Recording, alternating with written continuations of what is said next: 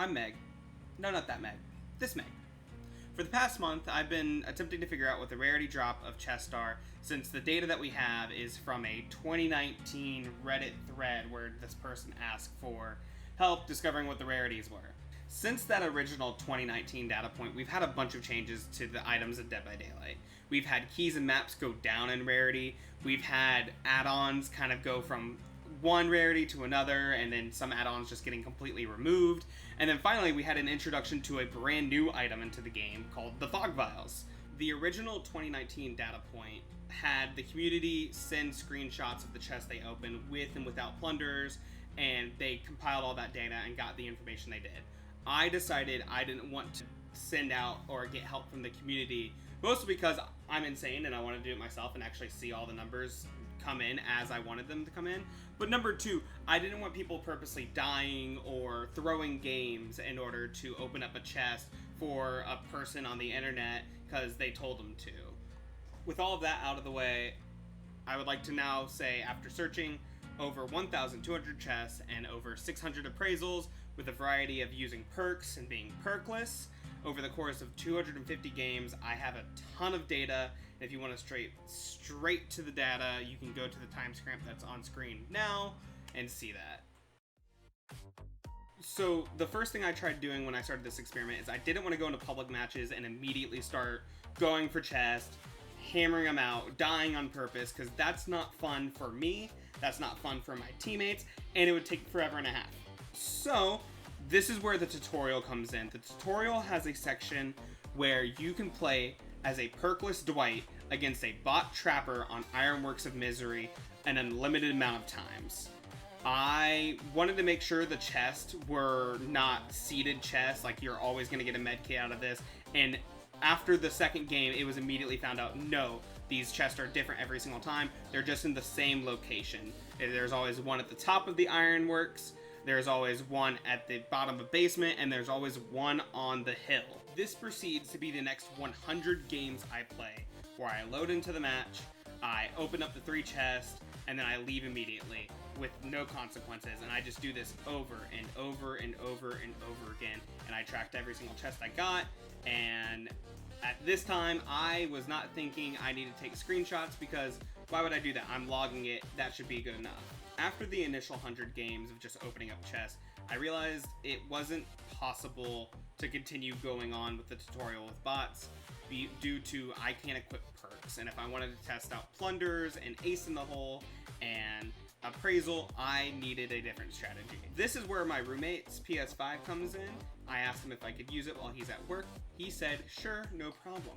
So I loaded into custom matches as the PS5 with Killer and me as Survivor. I opened up 2 chests, I appraisal both of them, and I left the match. We just did this on repeat over and over again until we got about 100 appraisals, because I didn't want to have to sit through 300 appraisals.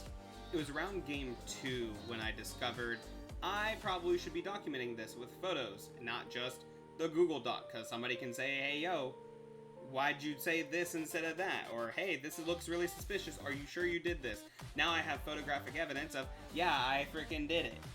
So that's partially the reason why I want to take photos. The other reason is if I made a mistake, I could always go back and look at the photos to see if I actually tracked the right thing, which later became a godsend for a certain development within the experiment. Up to this point, it didn't really matter how many chests were on the map. For the first 300, I wasn't really thinking about custom matches or trying to recruit a PS5 to help me. And for the appraisals, you only really need 2 chests to get your full value out of appraisal. So when it came time to do ace in the hole, I thought I definitely needed more chests on the map, and the best way to do that is to bring as many shiny coins as possible, along with the Killer bringing Porter every single time for the maximum of 13 chests per match. This strategy worked, but I was nervous that the bots were going to end the game too quickly.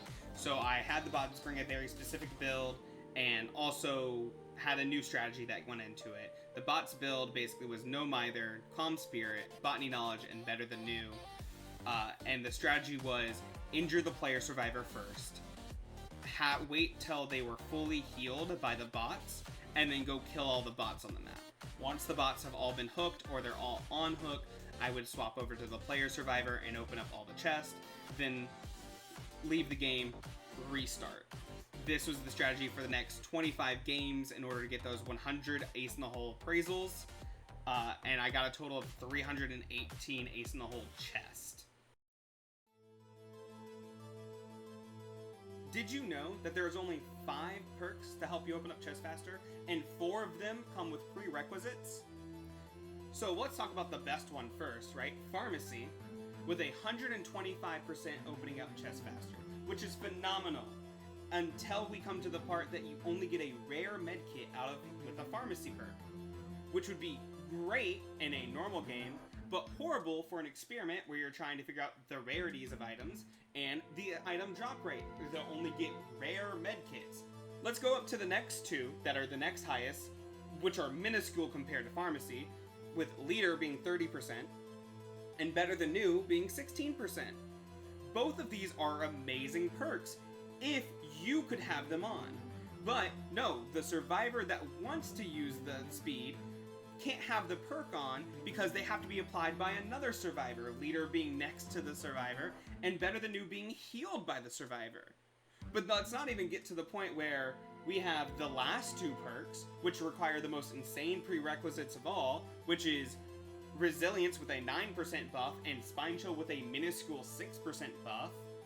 The resilience, you have to be injured to use it, so you can't pair it up with better than new, because better than new, you lose it when you get hit, and resilience, you gain it when you're injured. And spine chill, the killer literally has to be staring at you in order to get it. All of this to say that if there's somebody in Behavior watching, you should give a 50% increase to opening up chests to plunderers, or even a 100% increase to open up chests with plunderers, or maybe even just make a new perk, which is just open up chests 100% faster. So the next section is about everything, right? I took ace in the hole, I took appraisal, I took plunderer's instinct, everything was going phenomenally. We get up to all the way up to game 13, and then I lose access to the PS5 that my roommate had. And I had to figure out a new strategy in order to still get the chest while not losing games intentionally for going for chest. I didn't know what else to come up with other than going into public matches. So that's what I proceeded to do. But I wanted to set some rules for myself before I just started going for chest. Rule number 1 was always attempt to finish 1 or more gens. This rule's in place just purely because that's the objective of the game. I don't want to let down the teammates. I don't want to make them think I'm only going for chest. I want to make sure that a gen is done. So the first thing I would do in a game is try to get a gen done, and then I would start moving on to the chest objective. Rule 2 is a general rule I follow and extremely prevalent within this experiment, which was go for unhook when I could. I didn't want a chest to prioritize another survivor being on hook or a survivor dying on hook. And unless the circumstances granted I wasn't going to go to the unhook, I always went for unhook. Rule 3 was I'm allowed to have 1 chest at the beginning of the match, and I can open up 1 chest per gen done by me or per hook stake I have. This is a good way to manage my chest priority compared to the gen priority. I know in some matches I kind of threw away this rule. In other matches I followed the rule almost to a T, but I wanted to make sure that chests were not the priority and gens were. Rule 4 is if all the gens were done and completed, I have free reign over any chest.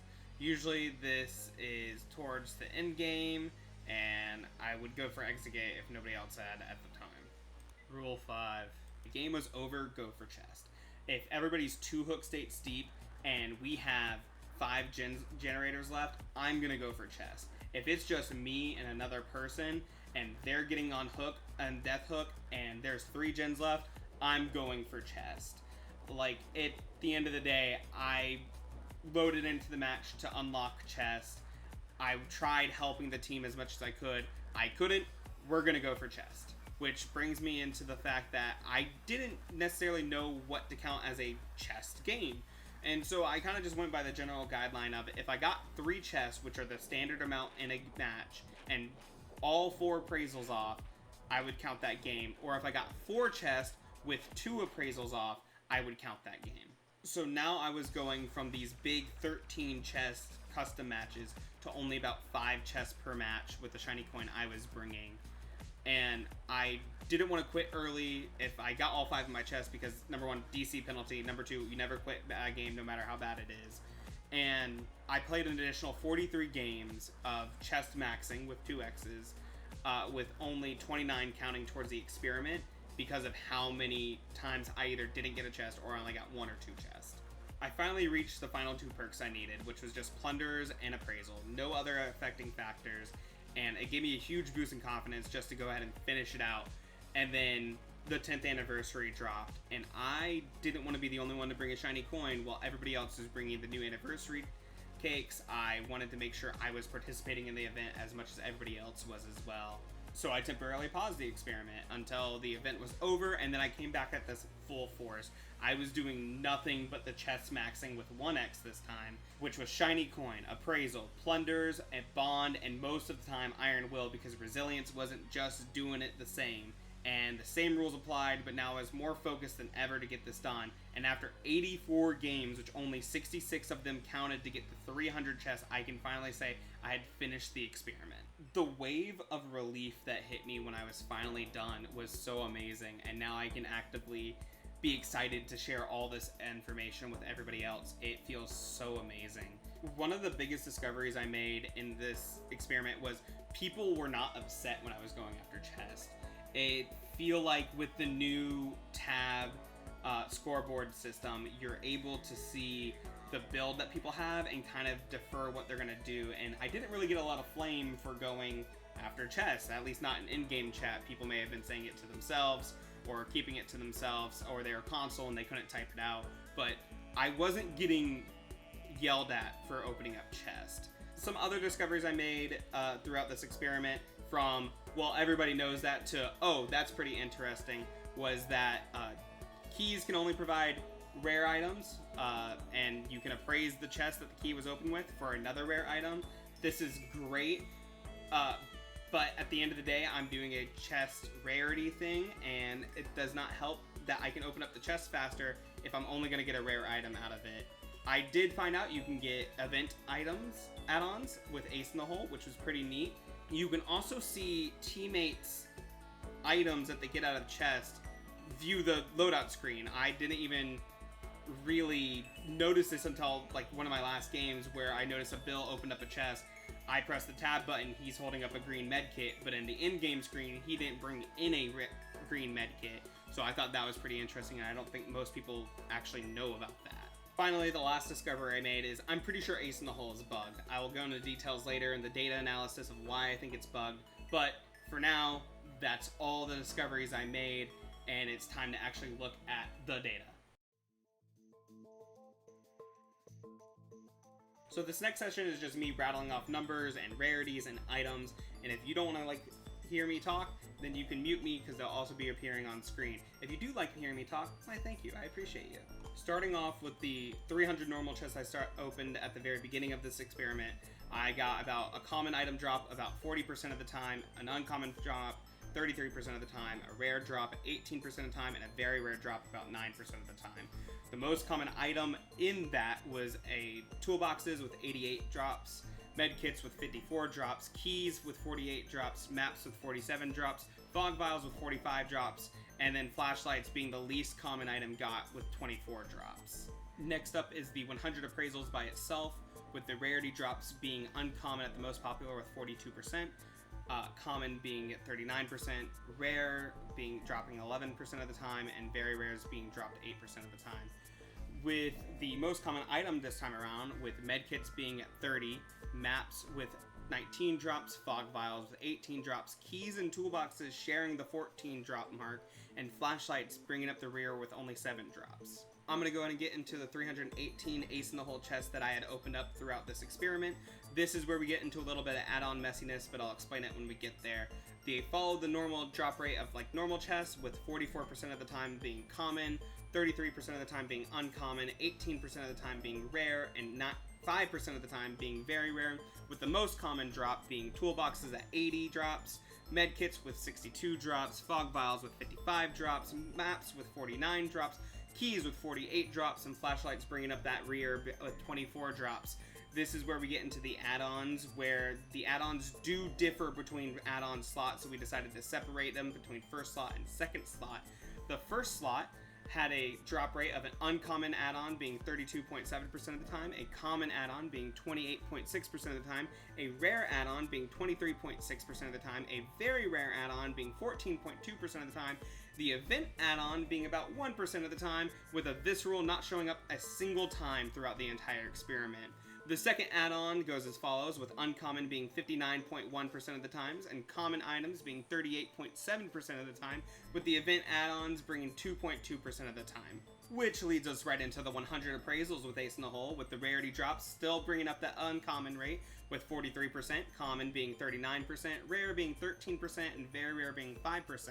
The items actually completely differ this time, with fog vials dropping 23 times, medkits dropping 20 times, toolbox dropping 19 times, maps dropping 17 times, keys dropping 12 times, and flashlights dropping 9 times. The add-ons also, we separated these as well, with the common add-on being 30% of the time, uncommon add-ons being 25% of the time, rare add-ons being 23% of the time, very rares being 20% of the time, event add-ons being 2% of the time, and viscerals still not getting a single one. The second add-on is also going to be uncommon 53% of the time, common 40% of the time, and the event 7% of the time. Going into the 300 plunderers and Ace in the Hole chest, we had a rarity drop of commons 30.3% of the time, very rares 29.7% of the time, rares being 21.3% of the time, and uncommons being 18.7% of the time, with the items dropping with toolbox at 82 drops, medkits at 60 drops, keys at 44 drops, flashlights at 38 drops, maps at 37 drops, and fog vials at 36 drops. The first add-ons kind of went the same way, with uncommon being 33.3% of the time, commons being 30.3% of the time, rares being 18.3% of the times, very rares being 16.3% of the time, and event add-ons dropping 1.7% of the times, with the second add-on being uncommon 51.2% of the time, commons being 44.6% of the time, and events being 4.2% of the time.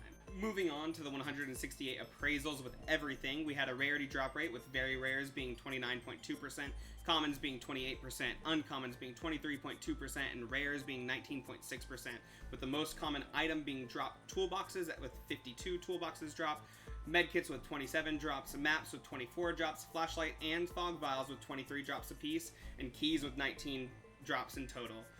The first add-on had an uncommon rate with 37.5%, common with a 26.2%, rares with 22%, very rares with 13.7%, and events with a 0.6% rate of dropping. The second add-on is always common with 48.8%, uncommon 47.6%, and events with 3.6% in themselves. Next, we're going to get into the 300 plunderers only chest, with the drop rates being common 32.3%, very rares being at 27.3%, rares being 24%, and uncommons being 16.3% of the time, with the highest item dropping being toolboxes with 94 drops, medkits with 54 drops, flashlights with 44 drops, fog vials with 42 drops, keys with 34 drops, and maps with 32 drops. We'll get into the 260 appraisals with plunderers rate, with a common rate of 36.2, very rare being 27.7, rares being 19.6, and uncommons being 16.5% of the time, with the items being toolboxes with 80 drops, medkits with 60 drops, keys with 33 drops, flashlights and fog vials sharing that place again with 32 drops, and maps being 23 drops. So with all this data, I went ahead and put it into a table with the rarity drops and the item drops in columns, so you're able to see the percentage drop of each item for normal chest, appraisals, plunderers instinct, and appraisals with plunderers on screen now. I do kind of want to do a little bit of a data analysis right now, so if you're only here for the data, I appreciate you for staying. You're awesome sauce, and I hope you have a wonderful rest of your day. If not, you get to hear me rant a little bit about the data analysis that I discovered. So I want to talk about the very first thing I noticed when I was doing all this data, is that plunderers had a very high common rate drop. Now, I don't know why this is. It does state in the perk itself that it grants a 50% chance higher to get an item, which is technically the truth of the perk. You do have a 50% chance to get a rare or a very rare, but it's not the same as it was before, when Plunderers used to grant you a 75% chance to get a rare or better item. With the ultra rare, it dropped the common and uncommon rates by 45%. Now with this new one, a 50% chance to get a rare or a very rare, only dropping the common and uncommon rates by 25%. It still makes it where common is the most common item you can get with Plunderers.